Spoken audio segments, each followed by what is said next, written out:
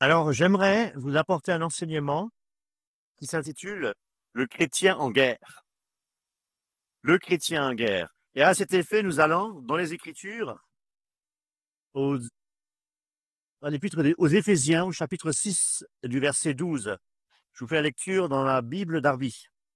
Car notre lutte n'est pas contre le sang et la chair, mais contre les principautés, contre les autorités, contre les dominateurs de ces ténèbres, contre la puissance spirituelle de méchanceté qui est dans les lieux célestes. C'est pourquoi prenez l'armure complète de Dieu.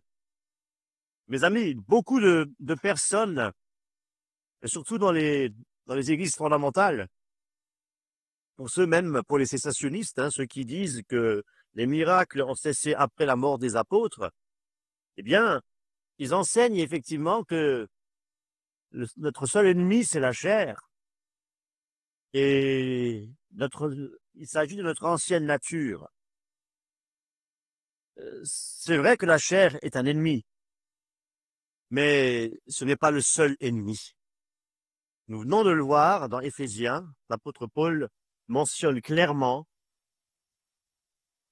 que notre combat, il est aussi d'ordre spirituel. Et s'il est spirituel, il est invisible. Euh, invisible, mais bien réel. Et je peux vous en parler en connaissance de cause. Ce fut un temps, il y a maintenant plusieurs décennies, j'ai eu une manifestation diabolique en pleine nuit. Un être hideux s'est présenté devant moi, les cheveux ébouriffés, les yeux cernés, un visage complètement défiguré. Et il flottait, il était translucide, gris, une sorte de haillons, des vêtements délabrés. Et il flottait comme ça, il flottait devant moi, au pied de la porte. C'était un petit être, c'était un démon. Mais c'est quelque chose dont je me rappelle fort bien parce que c'est quelque chose d'horrible, c'est quelque chose qui inhabituel, mais c'est une chose réelle. Je l'avais vu devant moi, j'étais réveillé. Ce n'était pas dans un rêve ou un rêve semi réveillé. Non, c'était une vérité diabolique. Oui, je l'ai vu en pleine nuit. J'étais bien réveillé. Voilà. Donc ça, je témoigne euh, que ces choses sont bien réelles. Et malheureusement, comme je le dis, dans les milieux fondamentalistes, on a trop souvent tendance à ignorer cette réalité et même pour la plupart, à ignorer que le Seigneur fait encore aujourd'hui euh, des miracles, des guérisons et qu'on peut encore aujourd'hui chasser des démons. Je l'ai déjà fait également et c'est une réalité. Toutes ces choses-là sont des choses spirituelles, mais invisibles. Donc même, j'ai vu les choses, et ce sont des choses bien réelles. Voilà. Maintenant, il ne faut pas dire qu'il y a uniquement notre ennemi, c'est uniquement la chair. C'est vrai, notre chair, il faut la crucifier. Il y en a qui disent que le problème, c'est souvent nous-mêmes, c'est vrai, c'est une réalité, et que le diable ne peut plus rien faire parce que tu es chrétien. Tu as donné ta vie à Jésus-Christ, Satan n'a plus aucun pouvoir, tu appartiens à Jésus-Christ, bien, c'est que la chair qui, des fois, prend le dessus. Mais c'est qu'une partie de la vérité, mes amis. La Bible dit aussi qu'il y a des esprits. On l'a lu. Nous n'avons pas lutté contre la chair et le sang, mais contre les principautés, contre les autorités, les dominateurs de ces ténèbres, contre la puissance spirituelle de méchanceté qui dans les lieux. Il parle pas une seule fois de la chair. Il parle pas de la chair. Ce sont des, comment dire, des actes diaboliques. C'est ça. C'est les agents du diable. On peut les appeler les agents de Satan. Et ils sont bien réels. Ce sont des démons. Alors, il y en a qui travaillent avec, hein, donc ce sont les sorciers, et ils vont pactiser, et dans les puissances occultes. Alors, Jésus en parle, Pierre en parle, Paul en parle, tous en parlent dans la parole de Dieu. Donc, nous ne devons pas négliger ce fait. Il y a les agents de Satan, ce sont des vraies personnes qui travaillent pour faire le mal. Les amis, ça a toujours existé et ça n'a pas cessé d'exister. Aujourd'hui, nous voyons clairement, même sur Internet, hein, des cours de magie noire, des choses comme ça, des cours de Ouija, de sorcellerie, invocation des esprits, toutes ces choses-là. Et malheureusement, beaucoup de jeunes sont séduits par toutes ces choses-là. Et c'est bien triste. C'est bien triste. Matthieu 13, versets 38-39.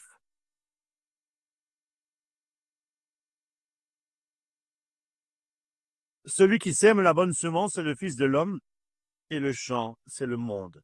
Et la bonne semence, ce sont les fils du royaume, et l'ivraie, ce sont les fils du méchant, et l'ennemi qui l'a semé, c'est le diable. Et la moisson, c'est la consommation du siècle, et les moissonneurs sont les anges. Comme donc l'ivraie est cueillie et brûlée au feu, il en sera de même avec la consommation du siècle. Le Fils de l'homme enverra ses anges et cueilleront de son royaume tous les scandales et ceux qui commettent l'iniquité et jetteront la fournaise de feu. Là où seront les pleurs et les grincements de dents. Alors mes amis, les enfants du malin, donc l'ennemi qui les a semés, on vient de le lire, c'est donc le diable. Jésus dit clairement que le diable sème aussi des personnes, comme Dieu aussi sème ses enfants. Alors, ces agents, qui sont-ils? Alors, ce sont comme je disais, ce sont des sorciers, euh, les, les marabouts, les chamans, les chamanistes, hein, les gens qui sont initiés dans les sectes occultes. Nous voyons aussi même dans les concerts, hein, beaucoup de gens se déplacent dans les concerts, hein, la jeunesse, hein, les moins jeunes, pour assister comment dire, à des concerts, tout simplement. Mais ce que beaucoup ne savent pas, c'est que beaucoup ont pactisé avec Satan pour être riches, pour, euh, pour la célébrité. Et sans le savoir, beaucoup font des messes noires lors de quand ils se produisent sur scène. Alors, ce sont des invocations à Satan. C'est surtout pour obtenir des pouvoirs. Euh, le diable aussi envoie des démons pour perturber aussi les chrétiens, ça il faut le savoir. Une fatigue soudaine, confusion mentale. Des fois, il y a des blocages et on ne sait pas d'où ça vient. Alors, il y en a aussi les sorciers qui sortent de leur corps la nuit, le jour, qu'on appelle les voyages astraux. Donc, le voyage astral, ils utilisent cette technique-là pour espionner et attaquer peut-être des chrétiens de nom qui sont faibles dans leur maison directement. Et ça, ce n'est pas la fiction, ce sont des choses vraies, des choses vécues par des anciens sorciers, justement, qui sont convertis à Jésus-Christ et qui témoignent. Alors, ces esprits attaquent des chrétiens. Et là encore, ce n'est pas d'imagination, c'est une chose réelle. La Bible parle de démons, elle parle d'esprits impurs, elle parle de puissance, domination, nous l'avons lu. Et ce sont les esprits qui rôdent, qui observent et qui aiment bien planifier des choses, attaquer, et surtout pour ceux qui veulent vivre dans la sainteté. Et oui, on va prendre 1 Pierre, chapitre 5, verset 8.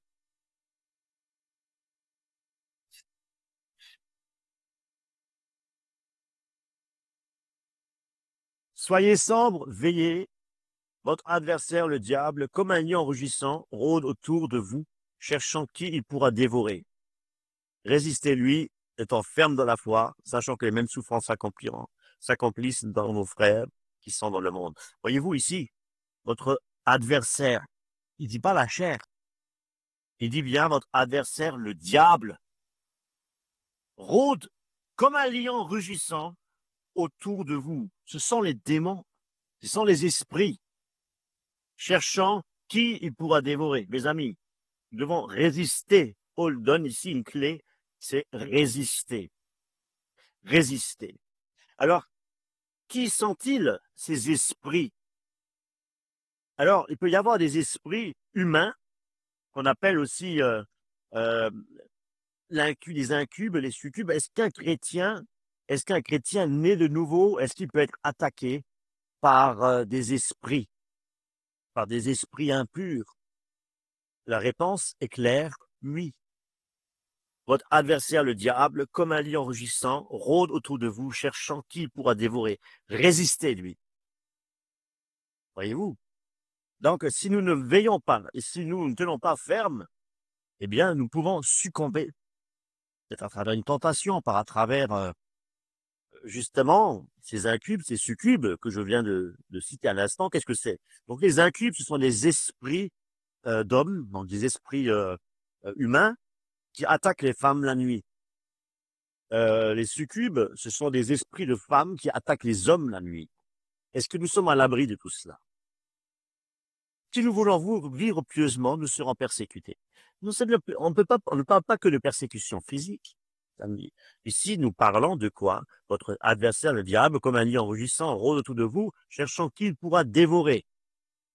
Ici, c'est spirituel. Ce sont des esprits. Satan, ses agents, ça peut être des esprits humains, je dis encore, pour les incubes, pour les succubes. Alors, il y a aussi des esprits qui poussent aujourd'hui la pornographie à travers les réseaux sociaux, péchés sexuels, les liens familiaux également qui sont occultes, d'origine occulte. Il y a des esprits de sorcellerie qui viennent de personnes qui pratiquent la magie ou l'occultisme. Nous devons vraiment veiller, mes amis. Il y a peut-être des gens autour de vous qui jettent des sorts parce que vous êtes chrétiens et ils vous souhaitent le malheur, ils vous souhaitent non pas la bénédiction, mais la malédiction. Alors, ils peuvent vous envoyer des esprits, peuvent venir nous hanter la nuit au travers de cauchemars. Il peut y avoir aussi des blocages d'ordre financier, des maladies. Et oui, ce sont parfois des personnes, comment dire, je ne vais pas dire, qui font forcément de la divination consciente. Non, mais ça peut être des gens qui calomnient, hein, parfois même dans la famille, le voisinage, et même dans les églises, il peut y avoir des personnes qui, par jalousie, etc., toutes ces choses-là, eh bien, sans, sans le savoir, euh, œuvrent pour, euh, pour Satan. Et c'est une vérité. Alors, il y a encore de parler des esprits de mort.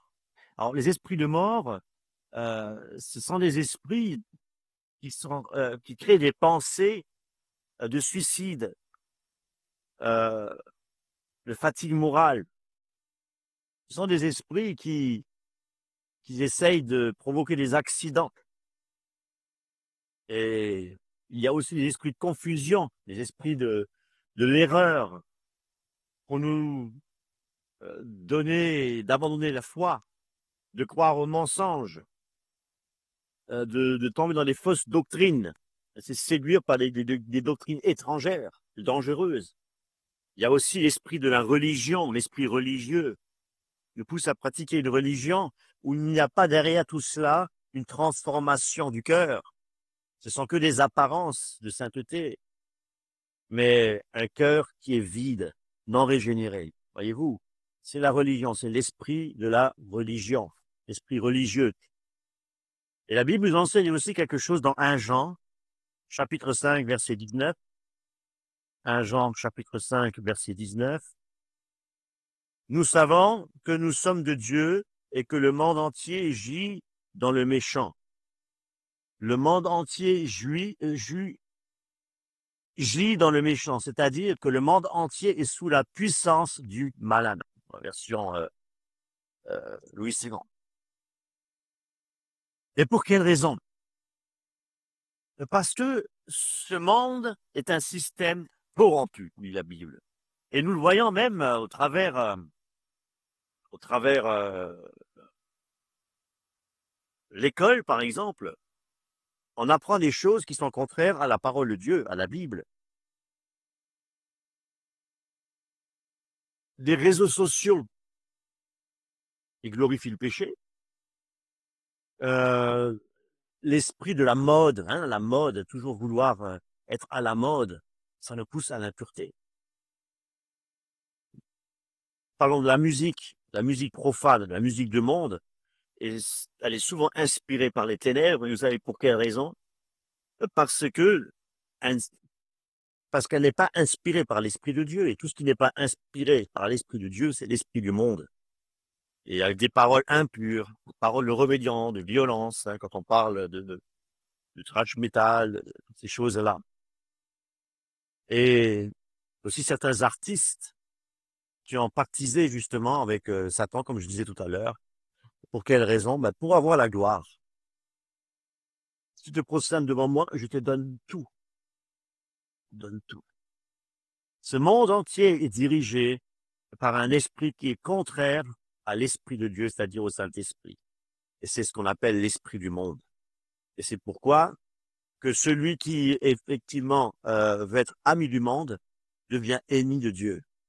Et celui qui est ennemi de Dieu devient ami du monde.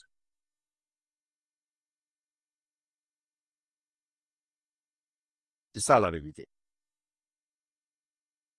Maintenant, les esprits mauvais, ils travaillent quelque part dans le secret pour parce qu'ils ont une vision, cette vision de détruire. Alors, qu'est-ce qu'ils essayent de faire? Ces esprits essayent, ils veulent nous empêcher de prier. Nous arrive parfois effectivement d'être perturbés, que ce soit pendant la prière, où on remet la prière un peu plus tard, hein, parce qu'on a une préoccupation, une occupation, on a quelque chose à faire. On remet ça un peu plus tard. Ces esprits, euh, oui, nous empêchent de lire la parole de Dieu.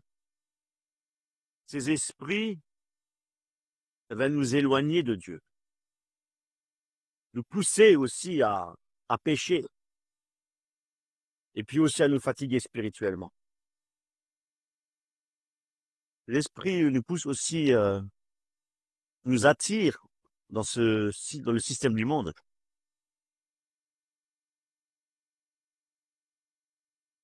Aussi à nous faire douter de la puissance de Dieu et de notre position en Christ. Nous pousse aussi, nous attaquer aussi par la tentation, par la peur, par la distraction. Ce sont des esprits mauvais. Et là, je ne parle pas de la chair, hein. Je parle des esprits, les attaques extérieures. Voyez-vous, la chair, c'est quelque chose d'intérieur. Alors, pour donner des exemples concrets des esprits qui sont à l'œuvre aujourd'hui, eh bien, nous pouvons remercier le Seigneur aussi parce que Dieu nous révèle leur présence par le Saint-Esprit et par la parole de Dieu. C'est pourquoi nous devons étudier, nous devons nous soumettre à l'autorité de Christ et nous devons étudier la parole de Dieu, la Bible. mes amis, car toute écriture est inspirée de Dieu pour nous enseigner, pour nous corriger. Et qu'est-ce que, par exemple, ces esprits qui sont en l'œuvre aujourd'hui euh, sont censés faire? Ce sont des esprits, alors, qui nous poussent à l'impureté. Ce sont des esprits d'impureté. Ce sont des esprits qui poussent euh, au, vers une sexualité hors mariage, euh, la pornographie, les pensées sales, on peut dire, l'adultère. Et c'est vrai que on voit partout, que ce soit dans les films, dans les séries, dans les réseaux sociaux, bien entendu, les publicités et ainsi de suite. Et toutes ces choses-là, Satan les utilise comme un moyen pour nous pour polluer notre âme et notre esprit. Alors là, nous allons dans Galates chapitre 5,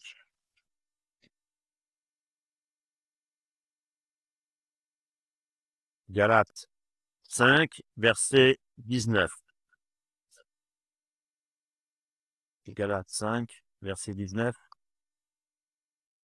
Les œuvres de la chair sont manifestes, lesquelles sont la fornication, l'impureté, l'impudicité, l'idolâtrie, la magie, les inimitiés, les querelles, les jalousies, les colères, les intrigues, et ainsi de suite. Bien. Mais ce sont aussi des esprits qui nous poussent à tout cela. Et vous? Parce que la chair est faible. Et Satan nous connaît. Il connaît notre faiblesse. Donc, il œuvre pour nous faire chuter. Il y a aussi l'esprit de distraction. Je vous ai dit tout à l'heure qu'il est là pour nous empêcher de prier. Il est là pour nous empêcher de lire la Bible. Et pour les jeunes, c'est les réseaux Internet, les réseaux sociaux, c'est vrai que passe beaucoup de temps là-dessus. Hein. Les jeux vidéo, beaucoup sont addicts aux jeux vidéo. Alors, addicts aussi aux séries télévisées et aussi à la musique profane. Nous devons vraiment faire très attention. Beaucoup de musiques sont créées par des gens qui n'ont pas le Saint-Esprit. Donc, la source, quelque part, comme je vous ai dit tout à l'heure, c'est une source qui est du monde charnel. Donc, c'est inspiré par le monde et bien entendu aussi pour d'autres musiques inspirées par Satan lui-même. Et même si la musique, même à l'écouter, elle est magnifique, voyez-vous. Il peut y avoir des musiques du monde inspirées par l'ennemi, des musiques merveilleuses. Eh bien, c'est une poison pour notre âme. Je dis, même si la mélodie, elle est magnifique, nous ne devons pas nous laisser, comment dire, fausser par les émotions. Nos émotions, nous devons les mettre au sein du Seigneur. Dieu nous a donné des émotions, bien entendu, mais c'est pour le Seigneur et pas pour les choses profanes, pas pour les choses de ce monde. Il y a également l'esprit de paresse. Alors, on ressent des fois un poids, une fatigue, et chaque fois qu'on veut prier, qu'on veut lire la parole de Dieu. Je détaille un peu plus, c'est vrai que on est... Satan, il a sa stratégie pour nous empêcher de grandir dans la foi. Et il agit il agit de plusieurs manières. Il ne veut pas qu'on arrive à la maturité spirituelle. Il ne veut pas que nous nous engagions dans le chemin étroit. Il veut toujours nous dévier. Voyez-vous, il y a l'esprit de rébellion également. L'esprit de rébellion nous pousse à désobéir à la parole de Dieu, à faire ce que je veux. Je veux faire ceci, je veux faire cela. C'est pour nous, quelque part, pour nous déstabiliser et sortir de la volonté de Dieu. Hein, il nous dit, fais ce que tu veux. Et 1 Samuel, nous allons dans 1 Samuel chapitre 15. 1 Samuel 15, verset 23. il est dit, car la rébellion est comme le péché de divination, et l'obstination comme une idolâtrie et des téraphim, parce que tu as rejeté la parole de l'Éternel, il t'a aussi rejeté comme roi. Voyez-vous, la rébellion donc, est aussi coupable que la divination et la sorcellerie, comme on vient de l'apprendre à l'Est. Il y a aussi l'esprit du monde. Alors, l'esprit du monde, c'est vraiment une atmosphère qui est spirituelle, vraiment, et qui règne là dans ce monde corrompu. On peut parler de l'orgueil, on parle de l'égoïsme, hein, Ecclésiaste, tout est vanité, hein, tout est vanité. On parle de l'idolâtrie. Alors, pour vous donner l'exemple du veau d'or, l'argent, le plaisir avant tout. Voilà tout ce que le monde nous offre. Et ce système-là, il est contre Dieu. Voyez-vous. Jacques 4, verset 4. C'est un système qui est contre la volonté de Dieu. Adultère, ne savez-vous pas que l'amitié du monde est inimitié contre Dieu? Quiconque donc voudra être ami du monde se constitue ennemi de Dieu. Voyez-vous? Le monde nous propose une vie qui est carrément à l'antipode, à l'opposé, contraire à celle que le Saint-Esprit veut pour nous. C'est pourquoi nous devons écouter le Seigneur, écouter notre Dieu. Je vous ai parlé effectivement d'esprit de religieux, de religion. Alors l'esprit de religieux pousse les gens aussi à avoir une apparence chrétienne, hein, de surface. Mais il n'y a pas une foi profonde. Il n'y a pas l'amour pour la parole, l'amour pour le Seigneur. Mais c'est juste une apparence. On aime aller à l'église pour chanter. On aime aller à l'église euh, pour, euh, pour prier aussi, bien entendu. Mais pas pour obéir à Dieu. C'est-à-dire que on va à l'église avec la tête, mais pas avec le cœur. Vous comprenez? Et c'est juste une question de forme. C'est une forme, mais derrière tout cela, il n'y a pas la puissance de Dieu. Maintenant, il y a aussi les autres esprits, l'esprit de persécution. Alors, les esprits de persécution, ils utilisent des personnes, même des systèmes, pour faire souffrir les chrétiens. Pour faire souffrir les chrétiens qui sont fidèles, les chrétiens engagés, nés d'en haut. Et, mes amis, ça peut être à votre lieu de travail. Ça peut même être dans la famille. Parce que tous ne sont peut-être pas des enfants de Dieu au sein de la famille même. Ça peut aussi se situer dans les églises. Paul nous dit bien dans Timothée que tous ceux qui veulent vivre pieusement seront persécutés. Et que veut dire vivre pieusement? Vivre pieusement, c'est vivre non pas selon notre volonté, mais selon la volonté de Jésus-Christ, selon la volonté de notre Dieu, pour lui obéir et lui rester fidèle en toutes choses. Et si nous restons fidèles en toutes choses, nous ne pourrons pas être amis du monde. Voyez-vous? Maintenant, on va se poser la question. Nous savons maintenant que ces esprits sont bien réels, ne sont pas imaginaires. D'où viennent-ils, ces esprits? Et ils viennent de Satan, ils viennent du diable, de son démon. Et nous devons savoir que, voyez-vous, notre Seigneur, il a des anges qui sont au service de l'homme aussi, hein, pour la conversion, au service de Dieu. Eh bien, il existe, bon, les démons et tous ces esprits sont au service de Satan. Et ils sont tous organisés comme une armée. Le diable est un imitateur. il y a l'armée de Satan, il y a l'armée du Seigneur. Et vous trouverez dans cette organisation, on va dire, diabolique, 4 niveaux d'esprit. On l'a vu dans Éphésiens, on va y revenir, Éphésiens 6-12. Alors, il y a 4 niveaux des esprits. Notre lutte n'est pas contre la chair, le sang et la chair, mais contre les principautés. Donc, les principautés, c'est-à-dire les dominations. Ce sont les grands chefs spirituels du mal. Voyez-vous? Ensuite, il y a les autorités. Les autorités, ce sont ceux qui influencent les nations, ce sont ceux qui influencent aussi les cultures.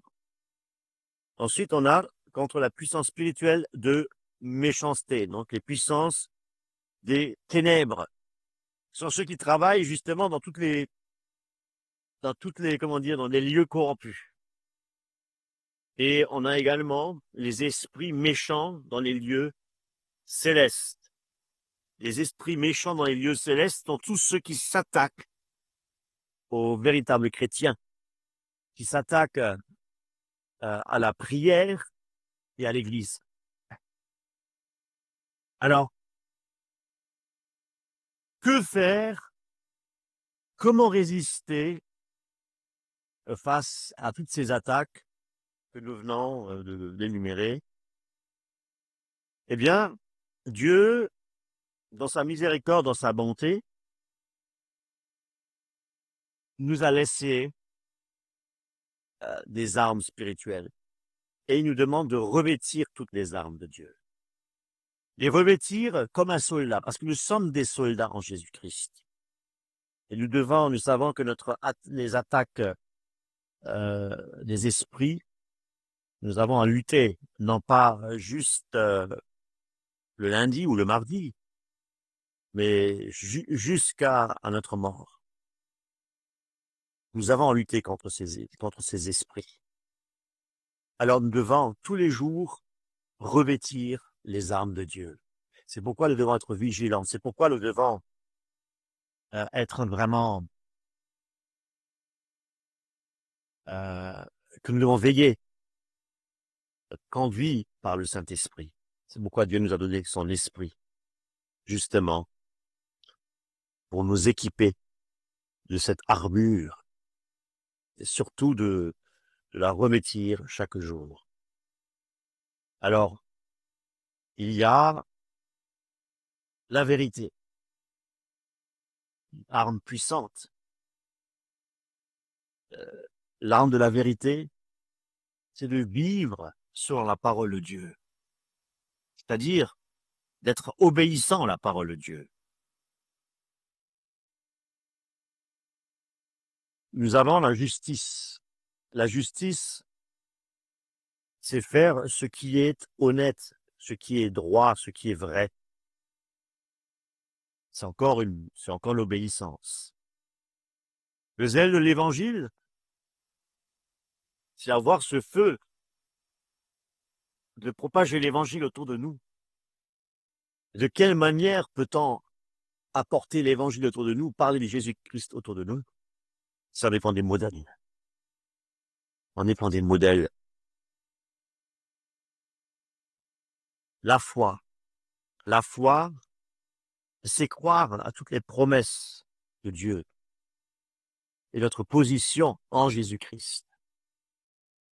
Nous sommes plus que vainqueurs en Jésus-Christ, que nous sommes assis au plus haut des cieux et que nous avons reçu l'Esprit de Dieu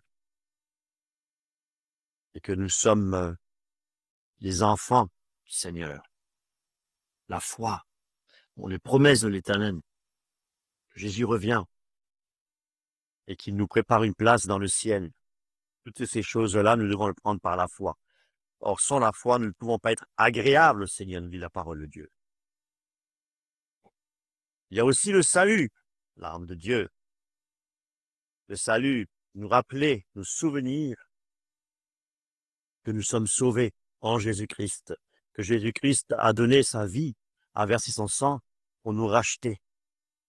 Il a pris notre condamnation sur lui pour nous donner la vie éternelle, le salut éternel. Et nous avons aussi l'arme de Dieu qui est la parole de Dieu. Il nous l'a donnée, non pas pour la mettre sous le boisseau, non pas pour la mettre dans un endroit poussiéreux, mais pour la lire, pour la méditer et déclarer la parole de Dieu.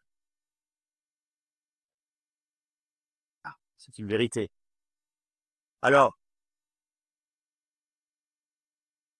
une arme puissante aussi qui est la prière. Éphésiens 6, 18. La prière, prions par toutes sortes de prières et de supplications en tout temps par l'Esprit, et veillant à cela avec toute persévérance et supplication pour tous les saints. Et veillant à cela, à quoi? À prier par toutes sortes de prières et de supplications en tout temps, par l'Esprit. Nous devons veiller à cela, avec toute persévérance et des supplications pour tous les saints. Voyez-vous, la prière, faite en tout temps, par l'Esprit, toutes sortes de prières. Priez avec foi, priez avec autorité. Même si tu ne vois rien se passer dans tes prières, Dieu va agir en son temps. Mais nous devons prier avec foi et prier avec l'autorité du Christ. Nous devons renoncer aux œuvres du monde. Qu'est-ce que c'est que renoncer aux œuvres du monde? C'est supprimer, c'est éloigner de nous tout ce qui nous éloigne de Dieu. Ça peut être la musique, ça peut être les séries télévisées, mauvaises relations, ça peut être des péchés pratiqués en secret. À tout cela, nous devons renoncer. Et nous devons désirer le Saint-Esprit plus que tout. Oh oui.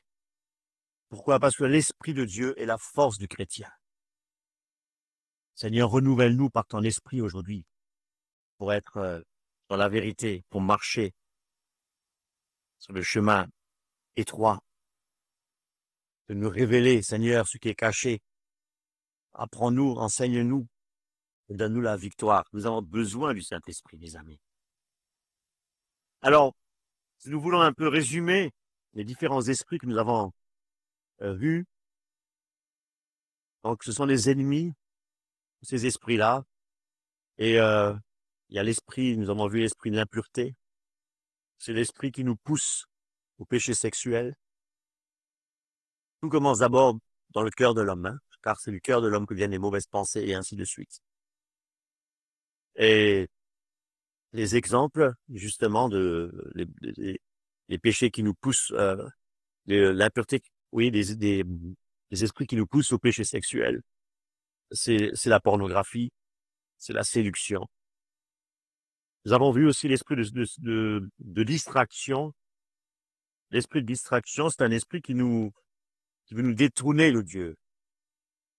Et au travers de beaucoup de choses, ça peut être, je vais parler des jeux vidéo, hein, pour les jeux vidéo, la musique mondaine, le téléphone portable, les réseaux sociaux, toutes ces choses-là. Ça peut être la distraction. Nous avons aussi l'esprit de paresse, je dirais l'esprit de paresse spirituelle. C'est les esprits qui veulent nous empêcher de prier, même de nous endormir, hein, quand on veut prier. Ça m'est déjà arrivé, c'est pour ça que je vous en parle. Hein, je suis en train de prier et pendant que je priais, je me suis endormi. Voyez-vous, les esprits qui sont là aussi pour comment dire, nous perturber dans la lecture de la parole. On a des difficultés à lire la Bible. Il y a l'esprit de rébellion qui est là aussi. C'est l'esprit qui refuse l'autorité de Dieu. Et l'esprit qui refuse l'autorité de Dieu, c'est cet esprit qui nous qui résiste, la résistance au commandement de Dieu. Tu ne veux pas obéir à Dieu. Et vous?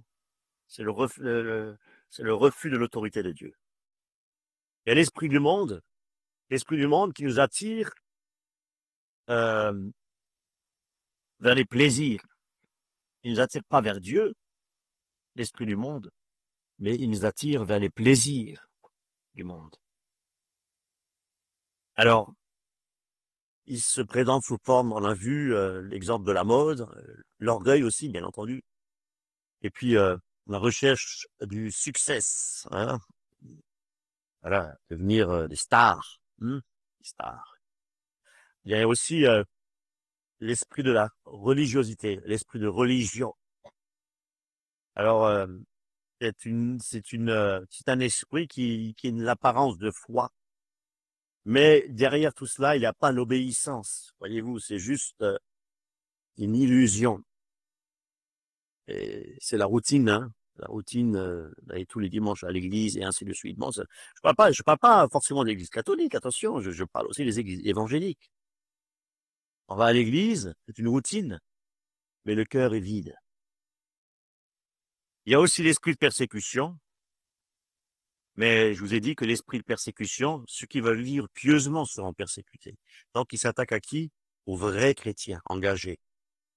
Alors, ça peut se présenter sous forme de moquerie, on se moque de nous, on nous rejette. Il a dit Jésus-Christ, hein. C'est l'objet, c'est le modèle par excellence, hein. Et puis derrière ça, les calomnies. C'est dans la vérité, tu marches dans l'intégrité avec le Seigneur, tu marches sur avec beaucoup de difficultés sur le chemin étroit. Tu es persécuté, on te calomnie, on dit faussement les mensonges sur toi, et puis tu dois accepter toutes ces calomnies. Et voilà, c'est l'esprit de persécution. Alors, qu'est-ce qu'on peut dire pour conclure tout cela? On va dans 1 Pierre. 1 Pierre, chapitre 5, versets 8 à 9.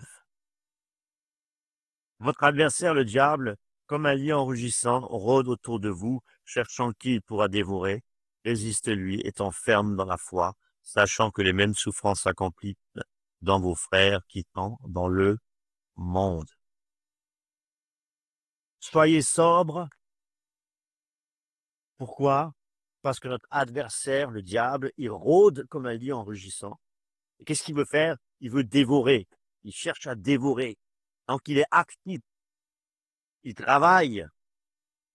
Les agents de Satan travaillent. Les démons, les esprits travaillent. Et qu'est-ce qu'il nous demande, le Seigneur? Il nous demande, qu'est-ce qu'il nous demande, Pierre, ici? De résister. Comment résister? Avec une foi ferme. Foi, quelle foi? La parole de Dieu. De mettre notre confiance dans la parole de Dieu, dans les promesses du Seigneur. Voyez-vous?